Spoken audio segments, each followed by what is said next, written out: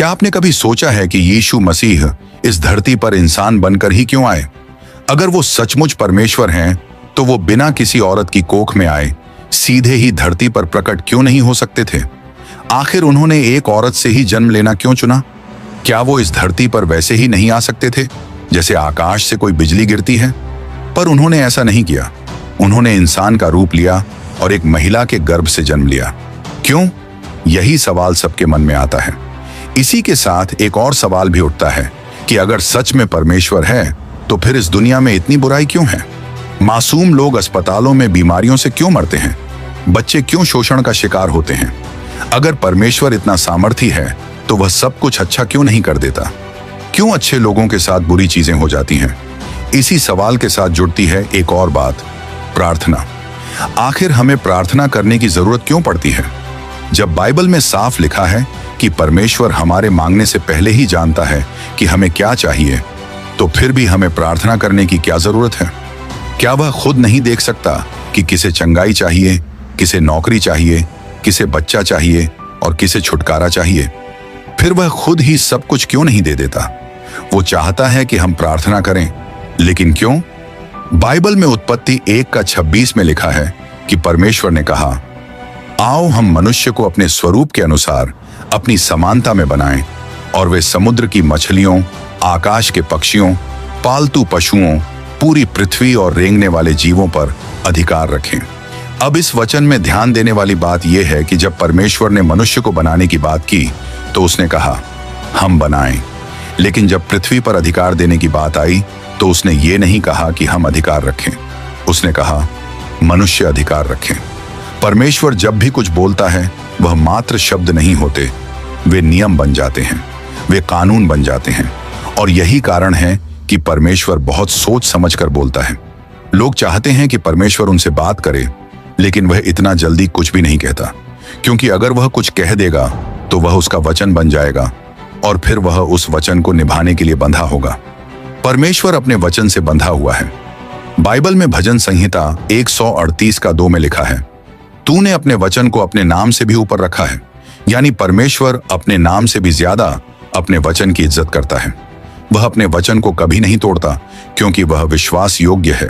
वह डर कर चुप नहीं रहता, बल्कि वफादारी से अपने कहे हुए को निभाता है।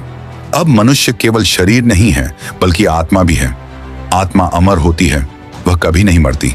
लेकिन शरीर नश्वर है, वह एक दिन खत्म हो जाता है। और जब परमेश्वर ने धरती का अधिकार मनुष्य को दिया तो उसका मतलब हुआ कि इस धरती पर लीगल यानी कानूनी तौर पर केवल वही काम कर सकता है जो मनुष्य हो, यानी जिसके पास शरीर हो। आत्मा अकेले इस धरती पर कानूनी रूप से मौजूद नहीं रह सकती। और यही कारण है कि जब कोई इंसान मरता है तो उसकी आत्मा इस धरती को छोड़ देती है। हर आत्मा जो बिना शरीर के इस धरती पर है वह अवैध है, यानी गैर कानूनी। इसीलिए दुष्ट आत्माएं जो बुराई करना चाहती हैं वे हमेशा एक शरीर की तलाश में रहती हैं। अगर आत्माएं बिना शरीर के सब कुछ कर सकती तो आज पूरी धरती पर तबाही मची होती। हर जगह हत्याएं, चोरी, बलात्कार, आतंकवाद चलता रहता। लेकिन ऐसा नहीं है, क्योंकि आत्मा की शक्ति इस धरती पर शरीर के बिना बहुत सीमित होती है। इस धरती पर काम करने के लिए आत्मा को एक शरीर चाहिए, एक जिंदा शरीर। और यही कारण है कि दुष्ट आत्माएं इंसानों में प्रवेश करने की कोशिश करती हैं, ताकि वे उनके शरीर का इस्तेमाल करके पाप और विनाश फैलाएं। अब जब परमेश्वर को इस धरती पर कुछ काम करना होता है तो वह भी किसी शरीर की मदद से करता है। वह चाहे तो सब कुछ बिना किसी इंसान के कर सकता है, लेकिन वह ऐसा करता नहीं। क्यों? क्योंकि वह अपने वचन से बंधा है। उसने जब एक बार कह दिया कि इस धरती का अधिकार मनुष्य के पास है तो वह खुद उस नियम का उल्लंघन नहीं करता। परमेश्वर ने जब यह वचन दिया तो वह एक कानून बन गया, एक ऐसा कानून जो परमेश्वर खुद भी नहीं तोड़ता। क्योंकि अगर वह अपने ही कहे को तोड़ देगा तो फिर उस पर कौन विश्वास करेगा? इस धरती पर काम करने के लिए शरीर की जरूरत है। यही वजह है कि परमेश्वर कभी भी बिना शरीर के इस धरती पर आकर काम नहीं करेगा। और शैतान को भी ये बात बहुत अच्छे से पता थी। जब आदम और हव्वा को परमेश्वर ने बनाया तो शैतान सीधा उनके अंदर नहीं जा सका, इसलिए वह एक सांप में आया और उस सांप के शरीर का इस्तेमाल करते हुए हव्वा को धोखा दिया।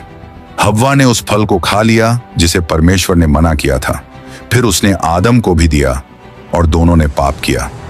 जब परमेश्वर उनसे मिलने आया तो हव्वा ने कहा, सांप ने मुझे बहकाया।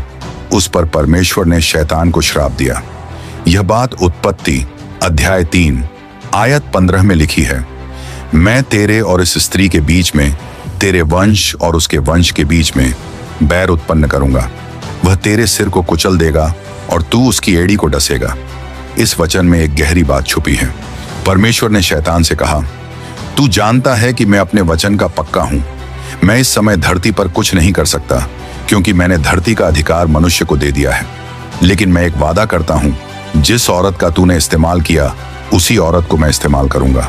वो मुझे एक शरीर देगी और मैं उसी शरीर के जरिए धरती पर कानूनी रूप से आऊंगा और तेरे सिर को कुचल दूंगा।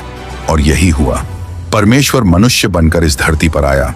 उसने मरियम से कहा, मुझे 9 महीने के लिए तेरी कोख चाहिए, और मरियम ने हाँ कह दी। तब परमेश्वर लीगली यानी कानूनी रूप से एक औरत की कोख से इस धरती पर आया। यह बात लूका की किताब अध्याय 1 आयत 31 में लिखी है। देख, तू गर्भवती होगी और एक पुत्र उत्पन्न करेगी और उसका नाम यीशु रखना। आज बहुत सी औरतें नहीं जानती कि वे कितनी आशीषित और सामर्थी हैं। जब परमेश्वर औरत को बना रहा था तब वह सोच रहा था कि आगे क्या होने वाला है। उसने औरत को इस तरह बनाया कि वह शैतान की योजना को रोक सके। उत्पत्ति 3 का 15 में ही परमेश्वर ने साफ साफ कह दिया कि औरत ही शैतान के लिए सबसे बड़ी मुसीबत बनेगी, और शैतान यह जानता था। इसलिए उसने शुरू से ही औरत को भ्रष्ट करने की कोशिश की। उसने स्वर्गदूतों को भरमाया कि वे धरती पर आकर स्त्रियों से विवाह करें और उनके साथ संतान उत्पन्न करें, और इसी तरह दानवों की नस्ल उत्पन्न हुई। यह सब इसलिए हुआ ताकि औरत की बीज यानी उसकी वंशज नष्ट हो जाए। शैतान जानता था कि एक दिन यही बीज उसका अंत करेगा। इसलिए उसने औरत के गर्भ को भ्रष्ट करने के लिए कई योजनाएं बनाई। लेकिन परमेश्वर की योजना उससे कहीं बड़ी और गहरी थी। परमेश्वर पहले से जानता था कि क्या होने वाला है। इसलिए जब उसने औरत को बनाया तो उसने ऐसा तरीका अपनाया कि जब वह गर्भवती होती है तब मां का खून और बच्चे का खून कभी भी आपस में नहीं मिलता। बच्चा मां के शरीर से खाना और पीना तो लेता है, लेकिन उसका खून कभी मां के खून से नहीं मिलता। यह बात सिर्फ जैविक या मेडिकल नहीं, यह आत्मिक भी है, क्योंकि पाप खून के जरिए पीढ़ियों में चलता है। जब आदम और हव्वा ने पाप किया तो वह पाप उनके खून में आ गया, और हम सब जो उनकी संतान हैं उसी खून से पैदा हुए हैं, यानी हम सब पाप में पैदा हुए हैं। भजन संहिता 51 का 5 में दाऊद कहता है, देख, मैं अधर्म के साथ उत्पन्न हुआ और पाप के साथ अपनी माता के गर्भ में पड़ा।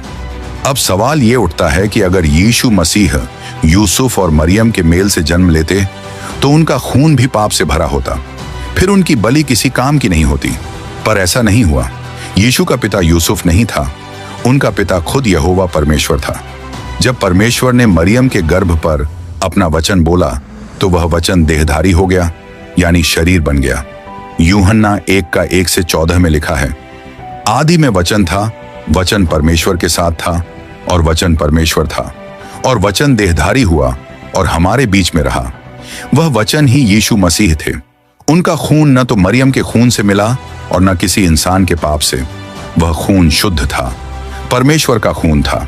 वही खून इस धरती के सारे पापों को धोने के लिए पर्याप्त था।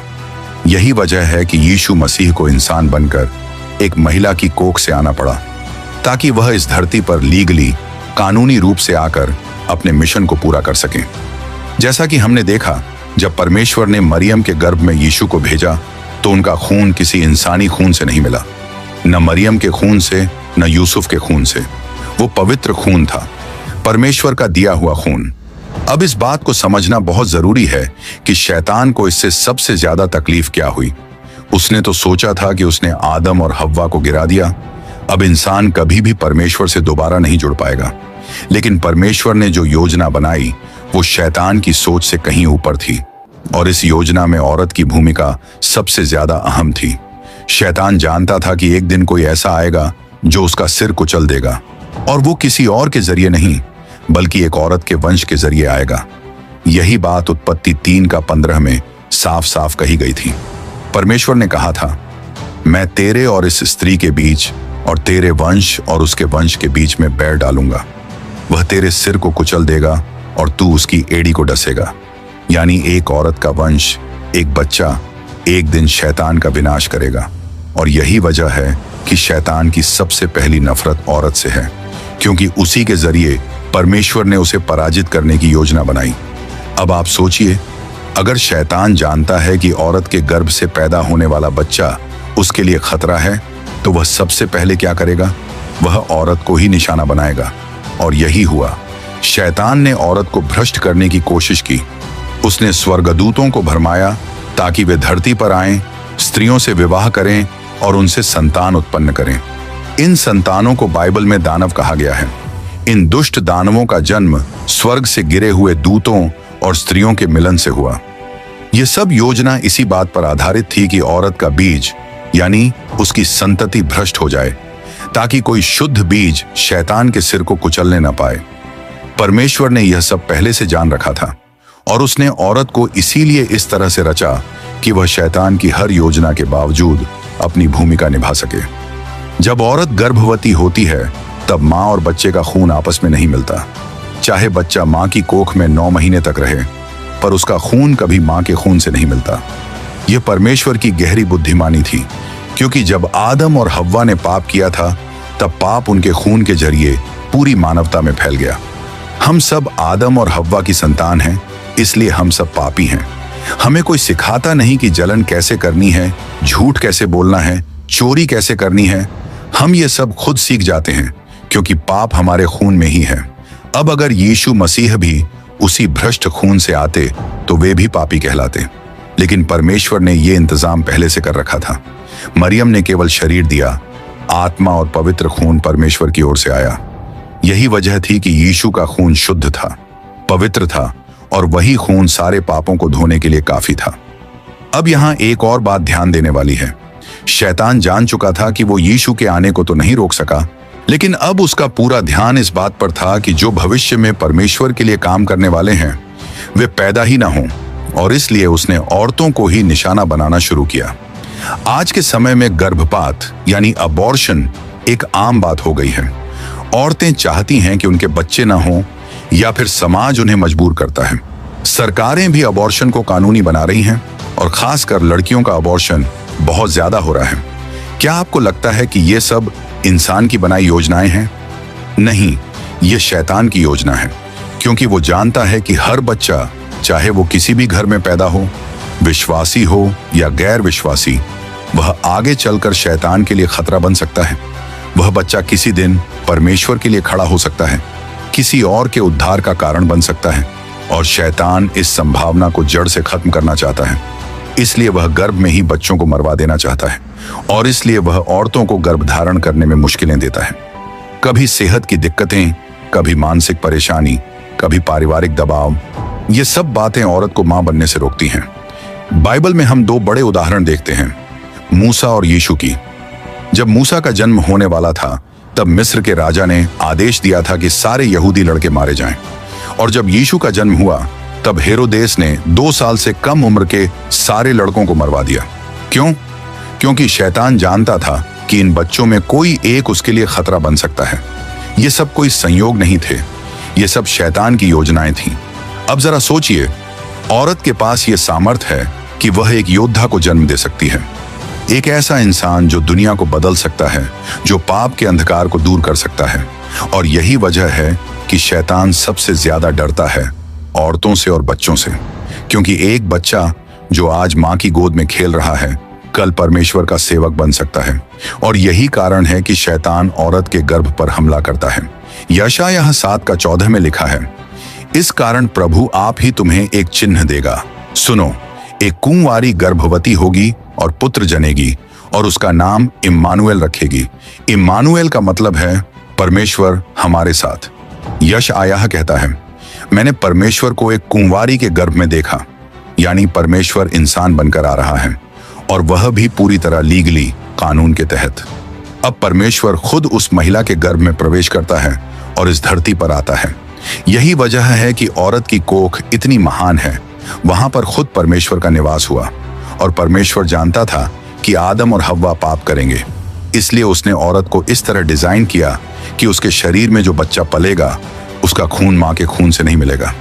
ये एक वैज्ञानिक नहीं, आत्मिक इंतजाम था। परमेश्वर पहले से जानता था कि शैतान किस दिशा में जाएगा, इसलिए उसने उस दिशा में इंतजाम कर रखा था। जब दाऊद कहता है कि मैं पाप के साथ गर्भ में पड़ा, वह ये नहीं कह रहा कि उसकी मां ने कोई पाप किया था। वह ये बता रहा है कि पाप उसके खून में था, जो उसने अपने पूर्वजों से पाया। और इसी तरह आज हम सब जन्म से ही पापी हैं। हम चाहे जितने भी अच्छे काम कर लें, चाहे जितने धार्मिक बन जाएं, फिर भी हमारे खून में पाप है और पाप के कारण ही हम पाप करते हैं। ये आदत नहीं, ये हमारी विरासत है। अब सोचिए, अगर यीशु मसीह भी किसी आम आदमी और औरत के मेल से पैदा होते तो उनका खून भी पाप से भरा होता। लेकिन क्योंकि उनका पिता परमेश्वर है और मां मरियम का खून उनसे नहीं मिला, इसलिए उनका खून शुद्ध था। यही कारण है कि उनका बलिदान असरदार था। यही कारण है कि आज भी उनके खून में ताकत है लोगों को बदलने की, चंगा करने की, पाप से छुड़ाने की। यह भी समझिए, मरियम यीशु की मां जरूर थी, लेकिन वो मसीह की मां नहीं थी। शरीर के हिसाब से यीशु मरियम से पैदा हुए, पर आत्मा के हिसाब से वह परमेश्वर से थे। यशायाह 9:6 में लिखा है, क्योंकि हमारे लिए एक बालक उत्पन्न हुआ, हमें एक पुत्र दिया गया है। देखिए, बालक उत्पन्न हुआ लेकिन पुत्र दिया गया। बालक का जन्म हुआ पर पुत्र का नहीं, क्योंकि पुत्र तो पहले से था, वह अनंत था। मरियम ने सिर्फ शरीर दिया, आत्मा परमेश्वर से आई। यही कारण है कि कहा जाता है यीशु मसीह। यीशु उनका नाम है, मसीह एक टाइटल है, यानी अभिषिक्त, परमेश्वर से भेजा हुआ। मसीह नाम नहीं, बल्कि एक पदवी है। बाइबल में कहीं नहीं लिखा कि स्वर्गदूत ने कहा हो कि उसका नाम यीशु मसीह रखना। उसने कहा यीशु रखना, क्योंकि शरीर का नाम यीशु था। आत्मा मसीह थी, जो कि खुद परमेश्वर है। और इस धरती पर शरीर की जरूरत इसलिए थी ताकि आत्मा कानूनी रूप से काम कर सके। अगर शरीर न होता तो मसीह इस धरती पर लीगली मौजूद नहीं रह सकते थे। जैसा कि हमने अभी देखा, यीशु का शरीर मरियम से आया, पर उनकी आत्मा मसीह की थी, जो कि खुद परमेश्वर है। जब स्वर्गदूत यूसुफ और मरियम के पास आए तो उन्होंने बच्चे का नाम सिर्फ यीशु रखने को कहा। उन्होंने यीशु मसीह नहीं कहा, क्योंकि मसीह कोई नाम नहीं है, वो एक पहचान है। मसीह का मतलब है अभिषिक्त, यानी परमेश्वर का भेजा हुआ। यह एक विशेष अधिकार है, एक परमेश्वर की ओर से दी गई उपाधि है।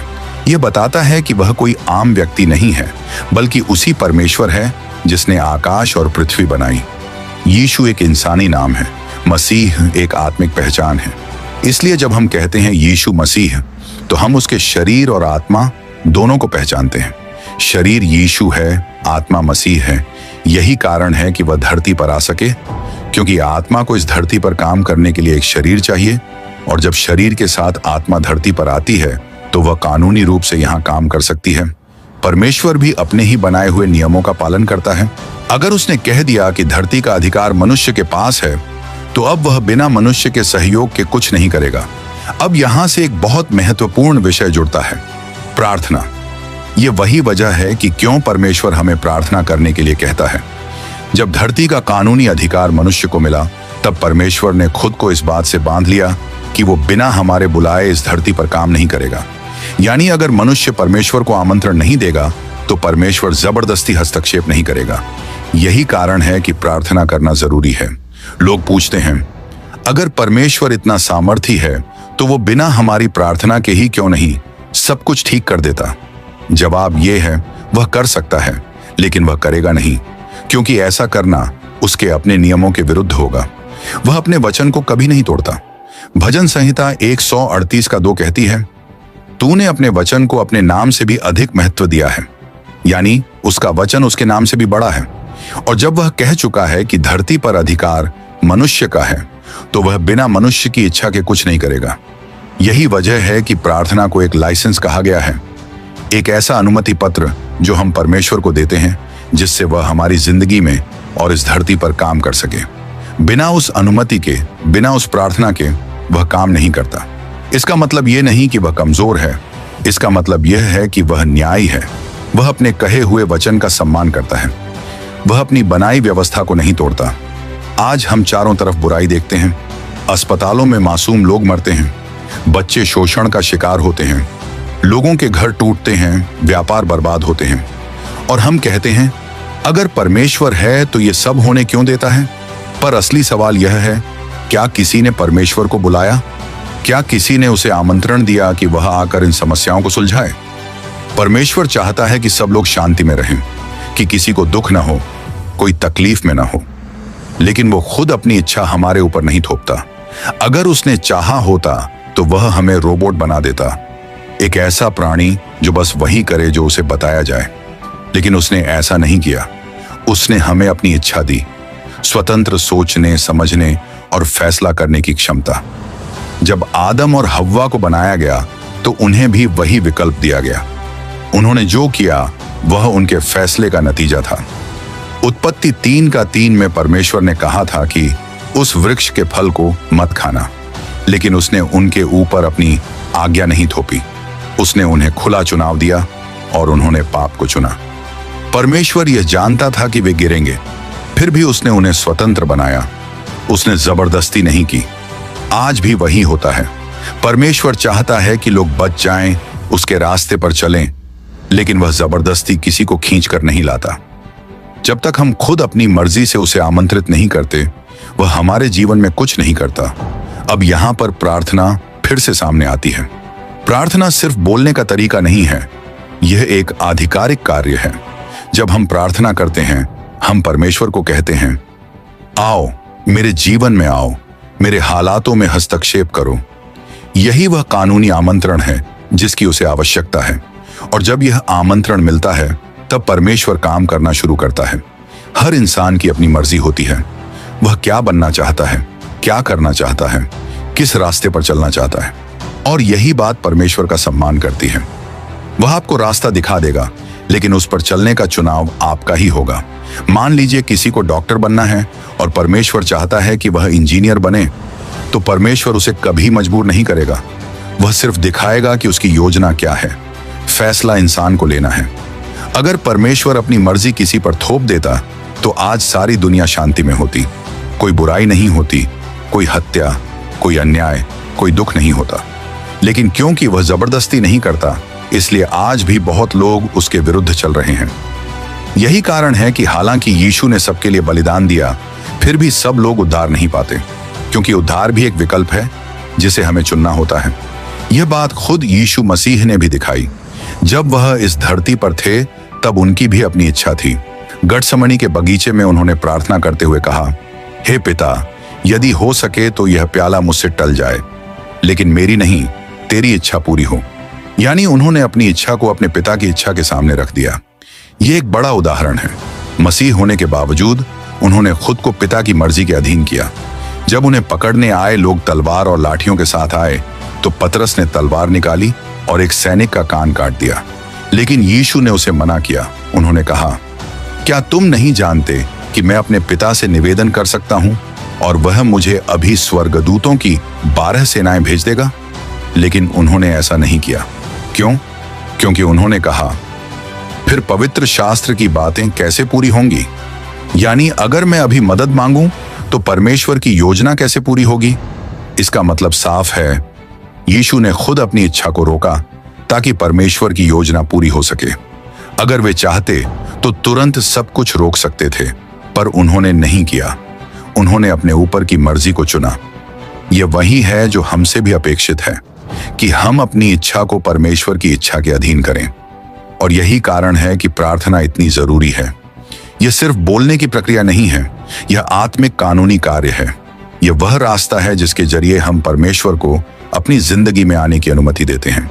जब हम कहते हैं, तेरी मर्जी पूरी हो, तब हम अपने आप को उसकी योजना में समर्पित करते हैं। और जब ऐसा होता है, तब चमत्कार होते हैं, तब बदलाव आते हैं। आज बहुत से लोग अपनी मर्जी में जीते हैं, और जब जिंदगी कठिन हो जाती है तो कहते हैं, परमेश्वर कहाँ है? लेकिन उन्होंने उसे बुलाया ही नहीं। उन्होंने कभी यह नहीं कहा, आओ मेरी जिंदगी में हस्तक्षेप करो। उन्होंने कभी प्रार्थना में उसे आमंत्रण नहीं दिया। और जब तक आमंत्रण नहीं मिलेगा, परमेश्वर जबरदस्ती नहीं करेगा।